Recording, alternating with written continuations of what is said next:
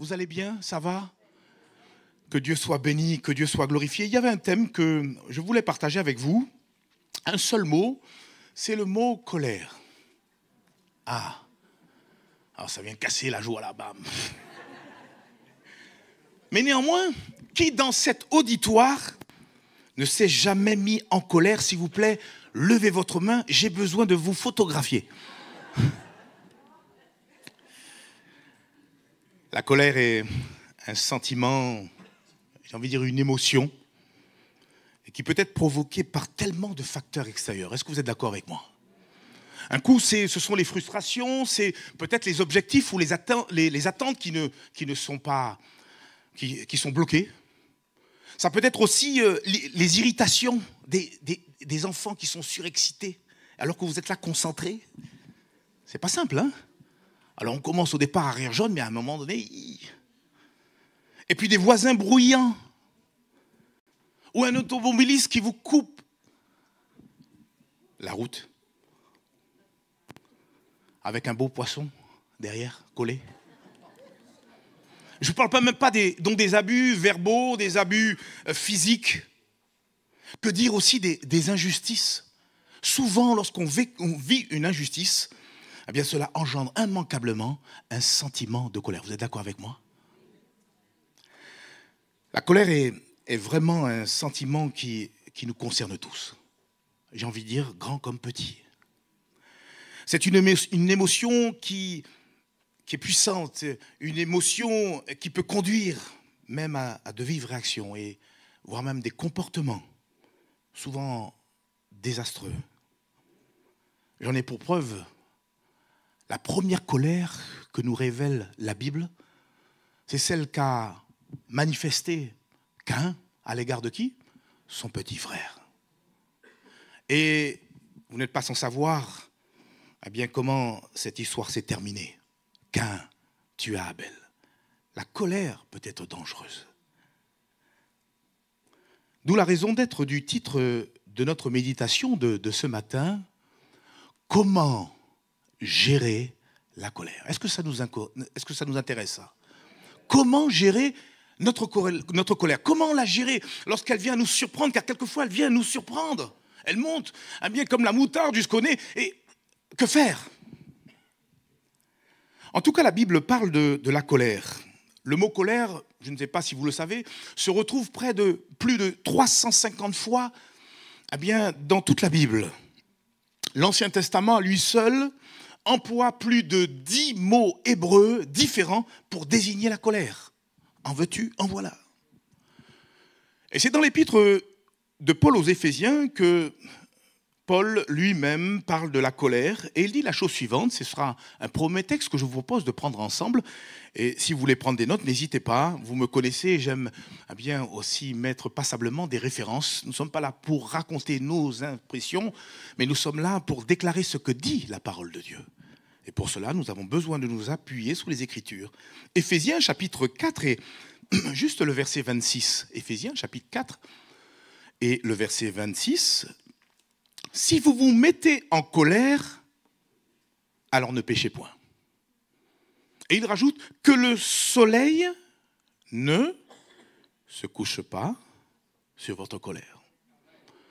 Alors juste la première partie de ce verset nous dit, si vous vous mettez en colère, ne péchez point. Et j'ai l'impression que l'apôtre Paul est en train de nous révéler, peut-être pour certains, ce matin ce sera comme un scoop, la colère en elle-même, la colère en soi n'est pas un péché. Mais par contre, eh bien, cette colère peut facilement se transformer en péché. De quelle manière? Eh bien, suivant la façon que nous allons exprimer notre colère. Souvent d'après la façon dont nous allons l'exprimer, l'extérioriser, la manifester, eh bien, peut-être à l'égard d'autrui. Et c'est là où, effectivement, les choses se compliquent. Vous savez, il y a au moins 3 mauvaises façons d'exprimer notre colère. Et je vais juste les citer très rapidement. Premièrement, la première façon, et j'ai envie de dire la plus classique, eh bien, consiste à exprimer notre colère en laissant libre cours à cette même colère. L'exprimer eh bien, par de l'agressivité, alors verbale, c'est des clameurs, et puis aussi, pire encore, eh bien, c'est des attitudes, des comportements, des actions, on pose des mots, et on pose aussi des gestes et des actions quelquefois violentes. Et j'ai mis pour vous un exemple parmi tant d'autres, c'est le roi Nebuchadnezzar. Et juste un verset qui en dit long sur ce que est capable de faire cette première façon d'exprimer la colère. Daniel chapitre 2 et le verset 12. Daniel chapitre 2 et le verset 12. Là-dessus, le roi, donc Nebuchadnezzar, se mit en colère et s'irrita violemment. Il ordonna qu'on fasse périr tous les sages de Babylone. La colère eh bien, a entraîné eh bien, l'exécution de tous les sages de Babylone. Mais pour la petite histoire, ils n'ont pas été exécutés parce que eh bien, Daniel, justement, par la grâce de Dieu, est intervenu pour stopper tout ça. Le roi se mit en colère et s'irrita violemment. Pour la petite histoire aussi, eh bien, cet homme qui, à un moment donné, a vécu un songe, il s'est levé le matin, il a rassemblé tous ces sages et leur a dit « Bon, il faut que vous m'expliquiez le songe que je viens de faire. » Alors les sages, tout gentils, eh bien, vont dire, mais donne-nous ce songe. Et le roi Nebuchadnezzar va dire, mais sauf que le songe, je l'ai oublié. Alors non seulement vous allez m'expliquer le songe, mais vous allez m'aider à me rappeler de ce que j'ai rêvé eh bien, la nuit précédente. Et là, les sages disent, mais on ne peut pas. Et c'est là qu'il se mit en colère. Ses attentes, ses objectifs ont été bloqués. Et là, la colère s'est manifestée. Et cet homme a laissé libre cours à sa colère, eh bien, tout simplement en cherchant à exécuter tout ce qui pouvait s'appeler sage dans son royaume. La deuxième façon d'exprimer négativement notre colère, c'est en ayant un comportement passif. Mais je rajoute, toujours hostile. Et je veux parler de la bouderie. On peut être colère, mais d'une manière pacifique. Hein.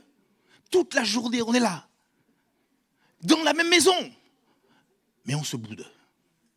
La bouderie est là. Quelquefois, on arrive même à bouder. Je vous ai déjà avoué, j'ai déjà confessé. Donc, quand on a confessé, on est pardonné. Hein. Une fois, j'ai boudé, à ma honte, le Seigneur pendant une journée. Je ne suis pas fier. Hein. Et pour rejoindre le don spirituel qu'on a entendu, quelquefois, on a demandé au Seigneur des choses et il a fermé la porte. Mais Seigneur, ce n'est pas cet exaucement-là que je voulais, c'était autre chose. Et on ne comprend pas et on boude le Seigneur. Ça m'est arrivé. Combien on est loin de connaître notre Dieu.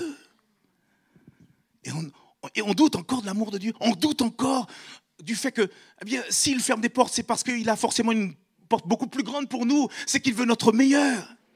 Lui qui n'a pas épargné son propre fils, combien nous donnera-t-il également toutes choses avec lui? Alors on boude. Ou on manifeste eh bien, notre colère par de l'indifférence. Ou en faisant la sourde oreille. Alors tu veux toujours pas me parler? La colère, elle est pacifique, hein, mais elle reste néanmoins hostile. Et puis peut-être une troisième façon négative d'exprimer notre colère, c'est peut-être la pire. C'est quand on vient à refouler, à enfouir, c'est le mot, à enfouir notre colère au plus profond de nous-mêmes. Ni vu ni connu. Le visage semble être serein, mais à l'intérieur, c'est la guerre. Et cette façon d'exprimer la colère est, me semble-t-il, une attitude dangereuse. J'aime à le dire, c'est une bombe à retardement qu'il faut vite désactiver. 3 mauvaises façons d'exprimer la colère, mais il y a une toute autre façon d'exprimer la colère. Et celle-ci, je crois qu'elle est positive, c'est celle que le Seigneur désire que nous puissions adopter. C'est-à-dire arriver à pouvoir maîtriser cette colère, à pouvoir gérer cette colère et même, je vais même plus loin, arriver à la résoudre. Oui, certes, à l'extérioriser, mais de la bonne façon.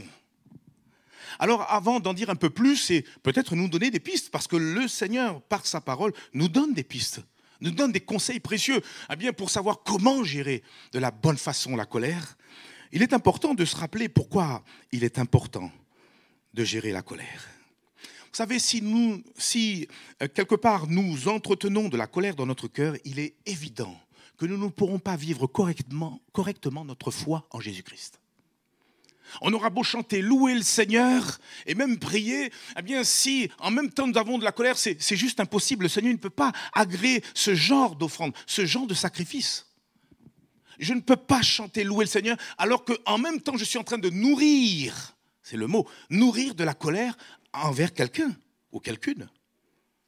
Et c'est pour ça que l'apôtre Paul eh bien, nous recommande la chose suivante dans 1 Timothée, chapitre 2 et le verset 8, par exemple, il dit « Je veux donc que les hommes prient en tout lieu. » Jusqu'ici, tout va bien. « En ne levant des mains pures, sans colère, ni mauvaise pensée. » La colère n'est pas faite pour rester dans le cœur, en tout cas d'un enfant de Dieu. Amen ou pas amen, frères et sœurs?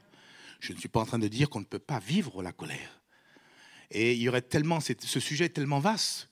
Avez-vous remarqué, je n'ai pas parlé ici de la colère de Dieu, la sainte colère de Dieu.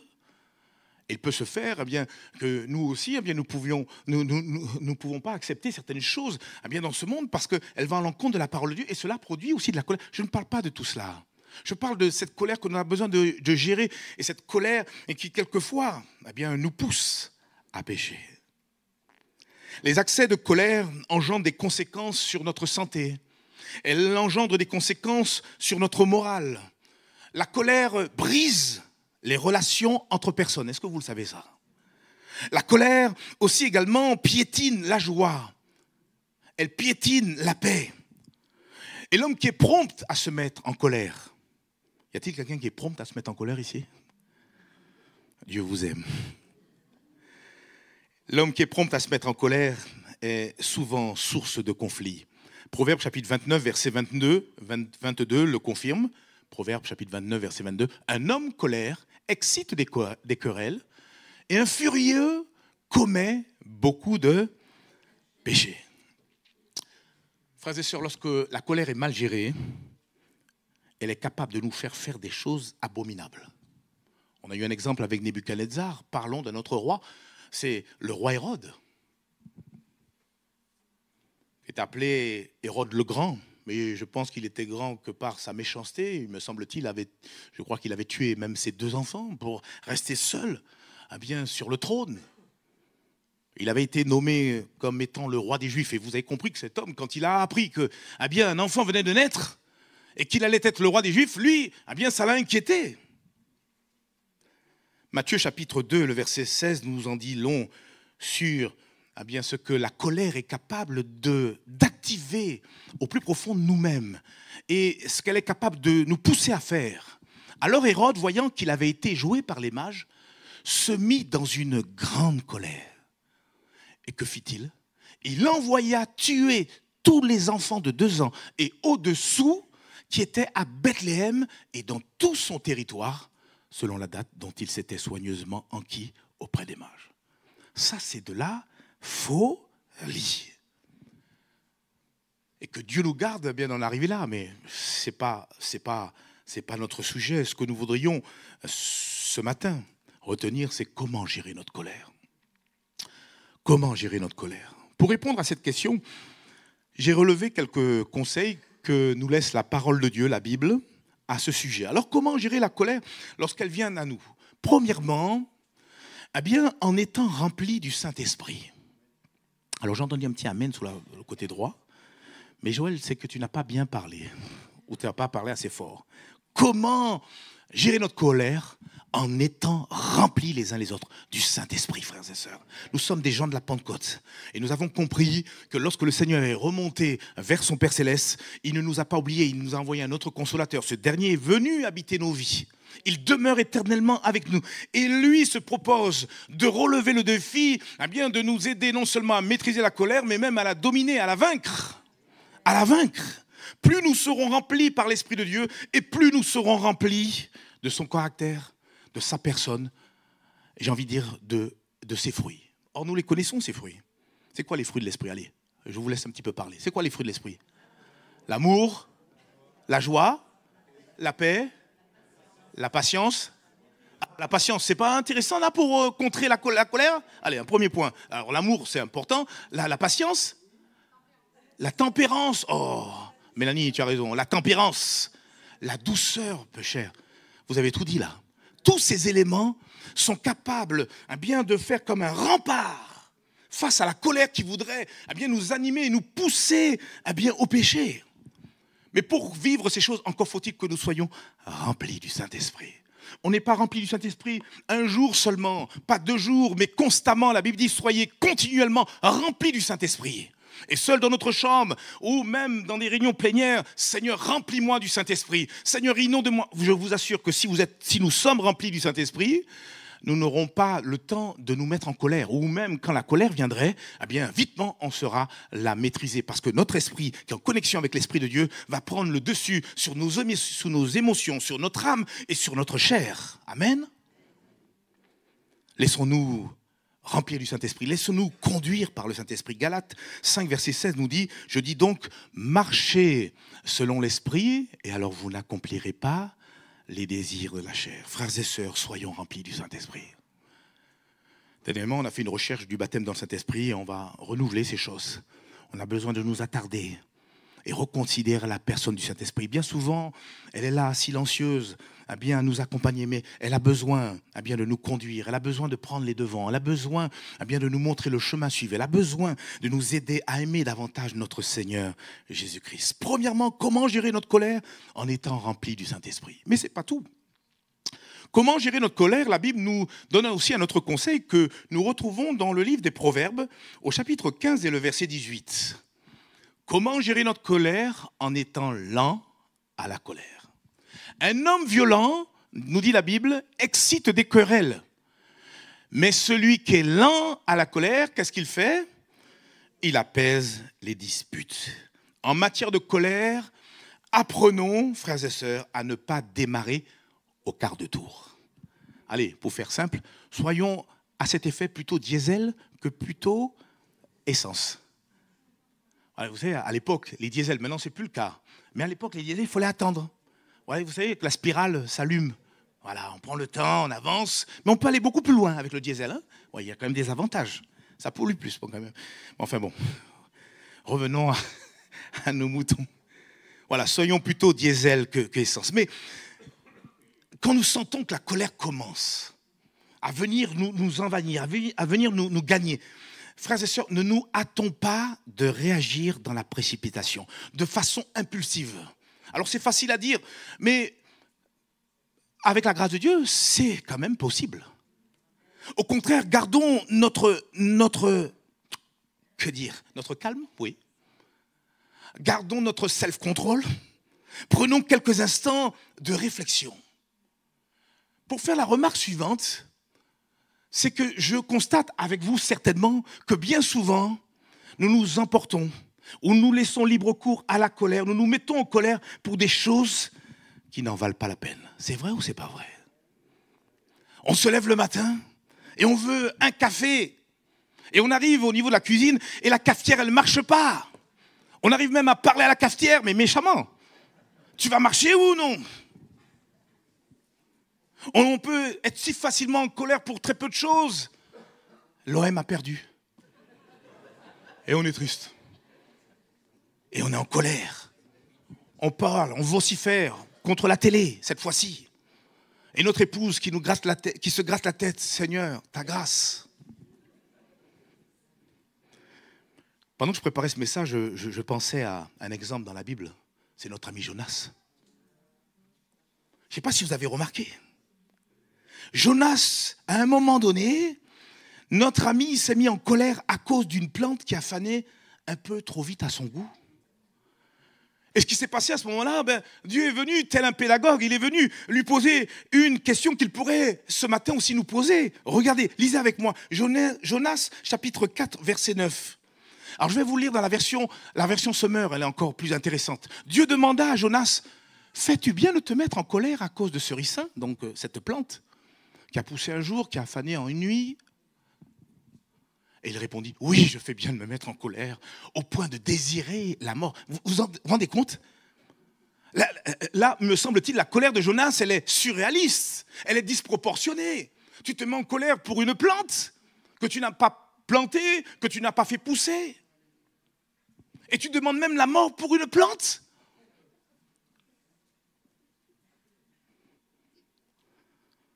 Quelquefois, pour très peu, on voit des couples se séparer. Et la colère a pris le dessus. Et celui qui se rit, c'est bel et bien le diable. Et peut-être que Dieu te dit, tout comme à Jonas, fais-tu bien de te mettre en colère? Mon fils, ma fille, fais-tu bien de te mettre en colère pour ceci ou pour cela? pour ce qui t'est arrivé la semaine dernière? Fais-tu bien de te mettre en colère? Et il insiste, le Seigneur. Parce qu'on ne l'a pas lu, relisez Jonas chapitre 4. C'est à 2 reprises que Dieu a demandé à Jonas, fais-tu bien de te mettre en colère? La première fois, Jonas n'a pas répondu. Et comme le Seigneur, il est plein de compassion, plein de miséricorde et pédagogue, il veut faire comprendre quelque chose. Je l'avais cité la dernière fois. La Bible dit, ne soyez pas inconsidérés, mais comprenez quelle est la volonté de Dieu à votre égard. Fais-tu bien de te mettre en colère? Frères et sœurs, Dieu nous dit ce matin, soyons lents à nous mettre en colère. Et d'ailleurs, ceci pour plusieurs raisons. Première raison, afin de ressembler à Dieu. Qui ici veut ressembler à Dieu, notre Père Céleste? C'est mon désir. Et pourtant, je vois combien le chemin il est encore long, bien pour ressembler à sa perfection. Jésus lui-même a dit, soyez donc parfaits comme votre Père Céleste est parfait. Et pour ressembler à Christ, il s'agit pour nous aussi bien, de pouvoir refouler la colère et quelque part être lent à la colère. Regardez ce qu'il est dit de Dieu, Exode chapitre 34, verset 6, quand il s'est présenté à Moïse, il a dit, et l'Éternel passa devant lui et s'écria, l'Éternel, Dieu miséricordieux et compatissant, lent à la colère, riche en bonté et en fidélité. Tu veux ressembler à Dieu? Sois lent à la colère.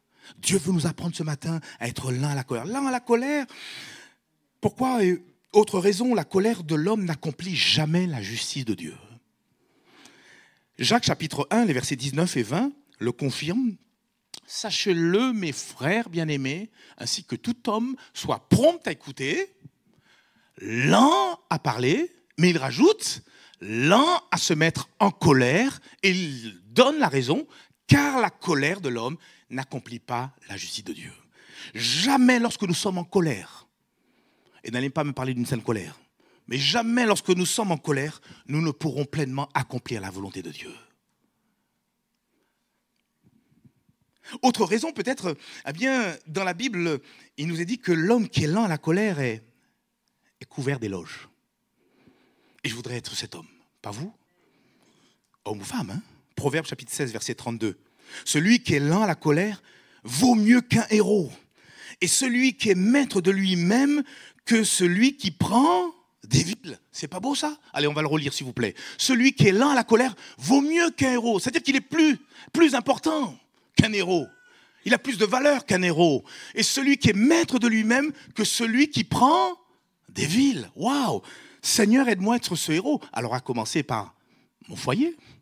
Aide-moi à être un héros de cette trempe-là, qui est lent à la colère, dans mon couple, auprès de mes enfants, dans, je ne sais pas, dans mon lieu de travail, ou encore dans l'église. Amen ou pas amen? Seigneur, aide-moi à être cet héros. Et c'est le temps qui nous manquerait, on aurait pu parler, que l'homme qui est lent à la colère, il est revêtu d'une grande intelligence, comme le dit Proverbe chapitre 14 et le verset 29, où même il est sage.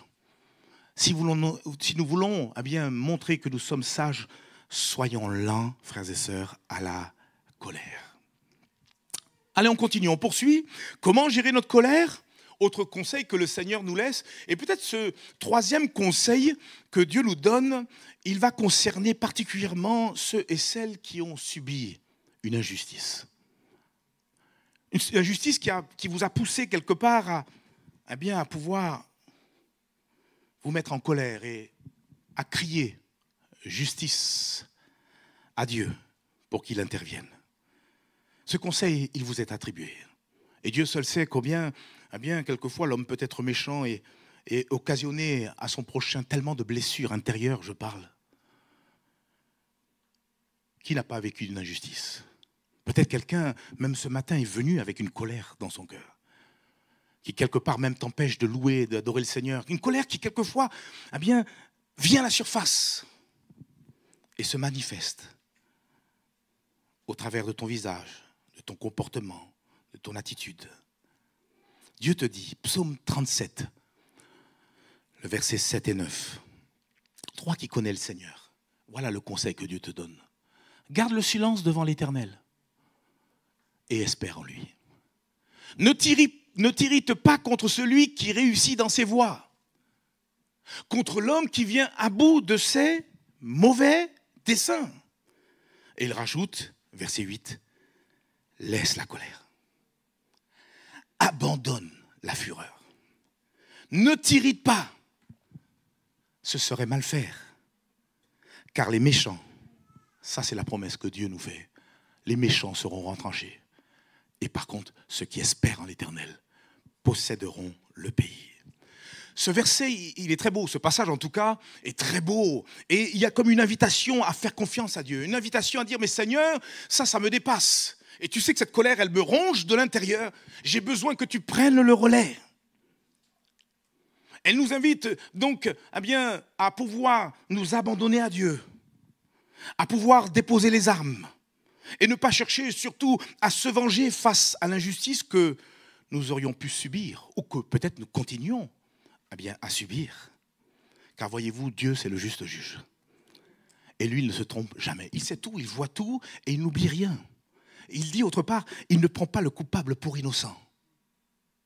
Quand on voit un Jacob qui reçoit les belles bénédictions, pourtant il venait de tromper son monde, son père, tout le monde, etc. Et bien plus tard, le Seigneur va le rattraper et dire, oh mon petit là, viens voir. Tu as besoin de régler ton contentieux avec ton grand frère. Le Seigneur, vous savez, si justice n'est pas faite ici-bas, elle sera faite là-haut dans le ciel. Ne vous inquiétez pas. Ce que Dieu te dit, ce matin, fais-lui confiance. Mais de grâce, ne laisse pas cette colère venir t'envahir. Dépose les armes.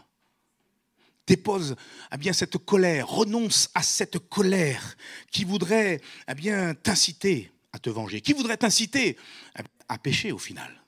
Regardez ce qu'il est dit dans Colossiens chapitre 3 et le verset 8. On a bientôt terminé dans ce que nous voulons partager ce matin. Il nous est dit, mais maintenant, renoncez à toutes ces choses. Vous comprenez bien que ce qui va suivre par la suite n'a rien à voir avec des cas de possession. Puisque l'apôtre Paul s'adresse à notre entendement, à notre volonté. Il dit, mais maintenant, renoncez à toutes ces choses. À la colère, à l'animosité, à la méchanceté, à la calomnie, aux paroles déshonnêtes qui pourraient sortir de votre bouche. Amen, frères et sœurs. C'est à nous de renoncer. Et on sait comment renoncer. C'est, Seigneur, si c'est plus fort que moi, je viens devant toi. Je viens, excusez-moi de l'expression, je viens au pied de la croix. Mais c'est pas tant venir au pied de la croix, parce qu'à la croix, il n'y a plus personne. Même au tombeau, il n'y a plus personne. Il faut venir devant le trône de la grâce et dire au Seigneur, viens à mon aide, viens à mon secours. Je ne veux pas avoir ce genre de sentiment qui me pousserait à des ressentiments. Si tu as un ressentiment, mon frère, ce matin, à cause d'une colère qui est là, latente au plus profond de toi, Dieu veut t'en libérer ce matin. Dieu veut t'affranchir. C'est pour ça que notre frère a insisté, pour pouvoir chanter ce chant de victoire. Il est vainqueur, le Seigneur. Il a vaincu même la mort. Il est capable de te faire sortir également du tombeau de la colère. Allez, je termine avec peut-être un dernier conseil. On a vu... Premier conseil, qui est plus qu'un conseil. Le Seigneur veut nous rappeler que nous ne sommes pas seuls. Nous avons l'assistant du Saint-Esprit pour pouvoir nous aider à gérer la colère. Puis on a vu qu'il est important de pouvoir être lent à se mettre en colère. Et puis aussi, on vient de le voir, renoncer à la colère en nous remettant au juste juge.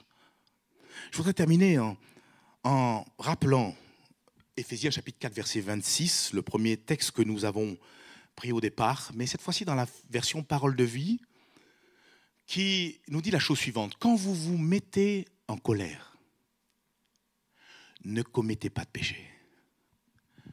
Votre colère doit cesser avant le coucher du soleil.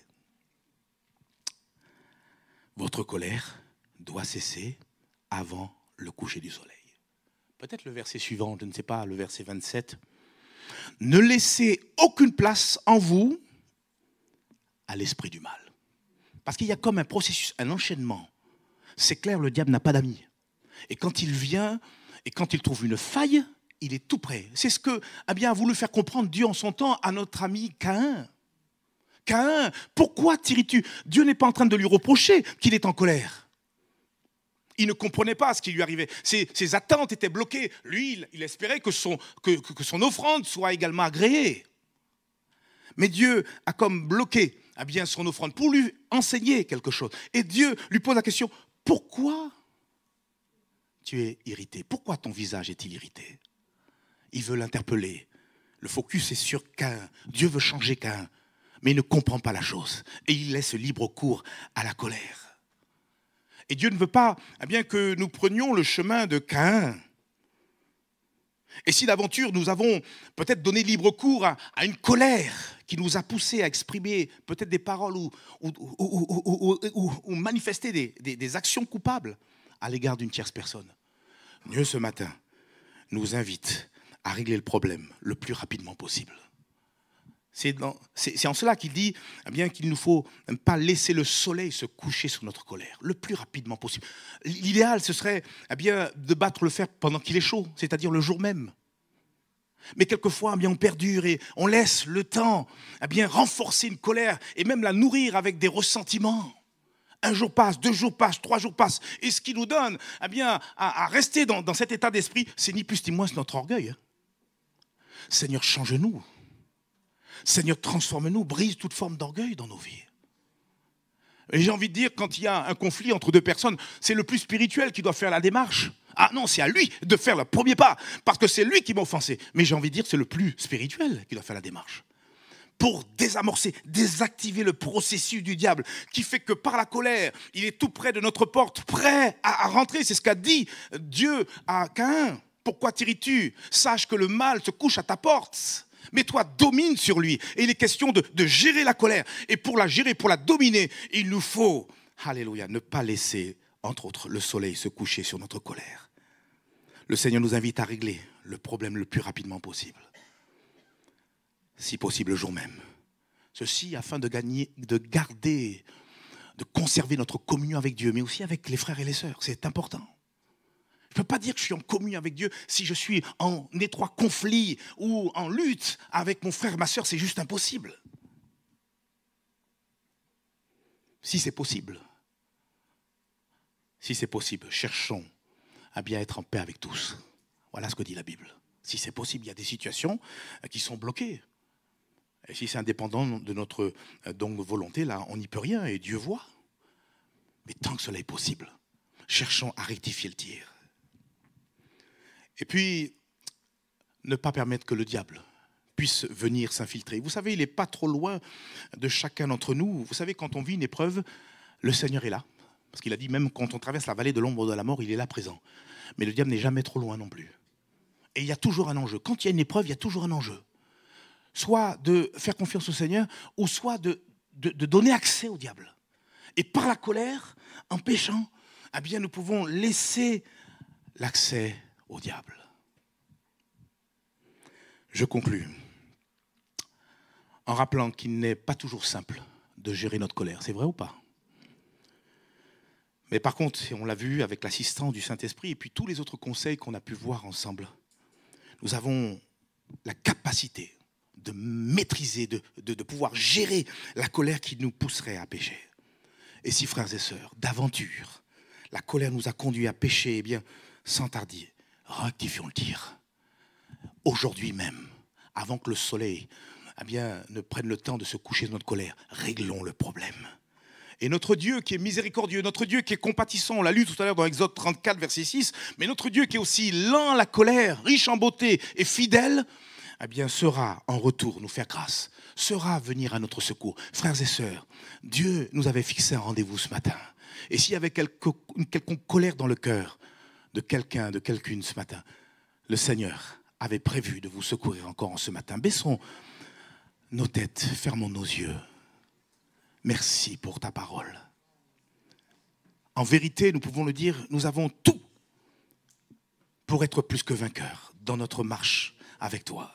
Tu es bientôt à la porte et tu vas toi-même révéler le juste, contrairement aux méchants. Tu vas révéler ceux et celles qui t'appartiennent, ceux et celles qui t'aiment. Et ceux et celles qui t'aiment, c'est ceux qui mettent en pratique ta parole. Tu as voulu ce matin nous parler de ce qui est propre à l'homme, de ce qui est comme un trait universel de tous les êtres humains. Cette émotion si vive, si imprévisible, qui est capable de tout et qui est capable, Seigneur, de nous faire pécher. Seigneur, mon Dieu, fais-nous grâce. Qu'au contraire, le fruit de l'Esprit soit manifeste et abondant dans nos vies, dans nos cœurs. Ce matin, Seigneur, tu veux encore, Seigneur, nous bénir. Et particulièrement, tu veux bénir celui ou celle qui sera en souffrance, qui sera en colère, peut-être à cause d'une injustice, peut-être à cause d'un problème quelconque, peu importe. Toi, tu le sais. Et tu viens, Seigneur Père, apaiser les cœurs. Tu viens nous secourir. Oui, tu es vainqueur. À la croix, tu as déclaré tout est accompli pour que nous soyons, alléluia, victorieux. Oh Seigneur, ta grâce, alors qu'on a les têtes baissées, les yeux fermés. Ce n'était même pas prévu. Mais si toi, mon frère, ma sœur, ou peut-être toi, ami, qui viendrait pour la toute première fois, ou les premières fois, si tu reconnaissais que tu avais besoin de laisser Dieu te toucher par rapport à une colère qui est là, qui est latente, une colère qui, à tes yeux, semble justifiée. Mais tu l'as entendu ce matin, le Seigneur, il te dit, laisse la colère, abandonne la fureur, ne t'irrite pas, ce serait mal faire. En un mot, laisse-moi faire maintenant. Je suis le juste juge, je vais te faire justice. Mais le Seigneur veut se soucier de ton cœur, de ton âme. Peut-être la colère, c'est « Seigneur, mais pourquoi tu ne m'as pas exaucé ?» Peut-être ta colère, c'est « Seigneur, pourquoi ceci ou cela ?» Le Seigneur, il connaît. Et si tu veux prendre cette victoire encore en ce matin, je voudrais t'encourager à ta place de pouvoir te lever.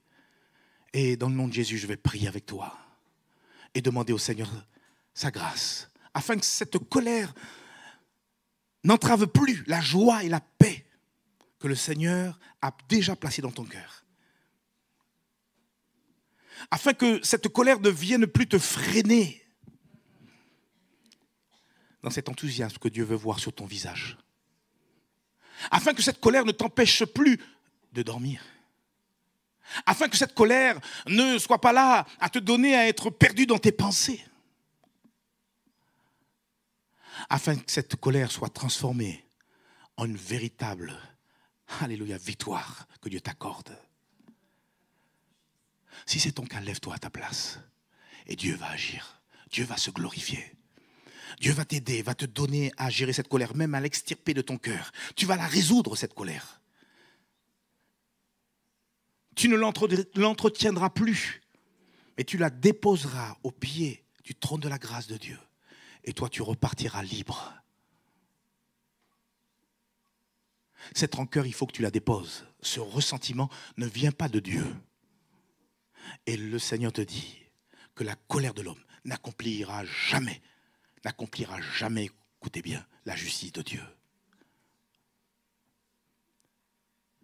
Seigneur, tu vois ces personnes qui se sont levées. Seigneur, c'est entre toi et eux.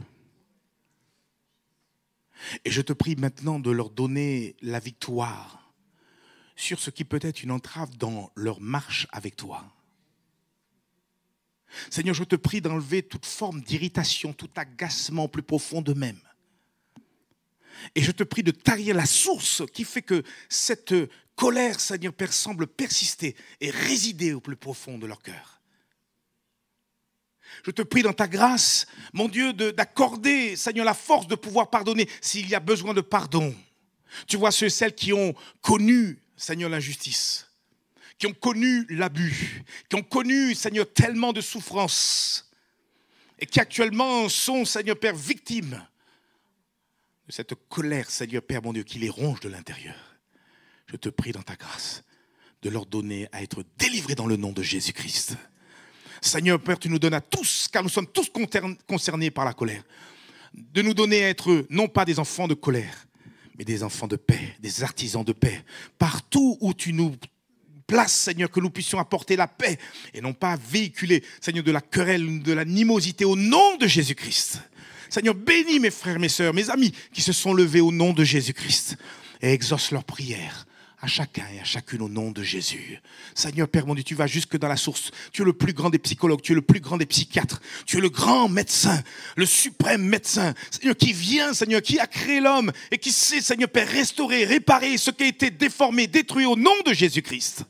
Et nous réclamons le sang précieux de Jésus encore en ce matin sur nos bien-aimés frères au nom de Jésus. Et nous déclarons, Seigneur, qu'ils sont victorieux au nom de Jésus-Christ.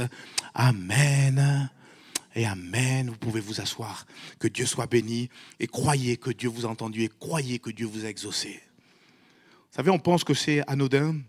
Juste le fait de se lever, c'est un acte de foi.